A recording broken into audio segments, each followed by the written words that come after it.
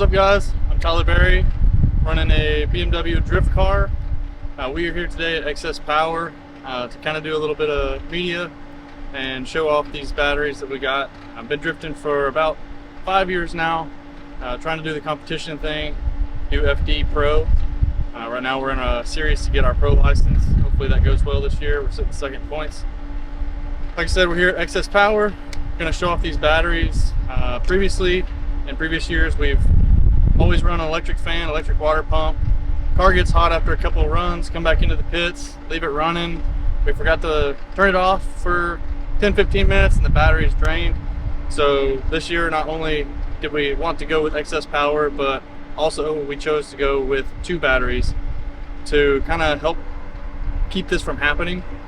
Why we chose XS Power is they're local to us here in Knoxville, Tennessee. So if we do have any issues, they're not far down the road. Also, if we do have any issues that maybe they can remedy with their products, it's kind of a easy way to bounce things back and forth from. So we're running 2 batteries. There have been instances where we've killed the battery from leaving the fans, water pump on for a little too long.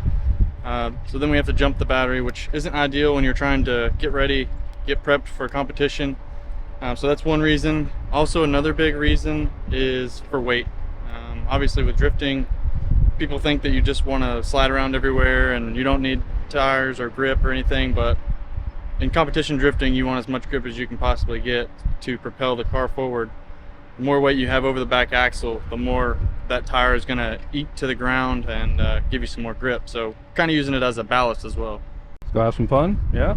Yeah, gonna rip it up, man.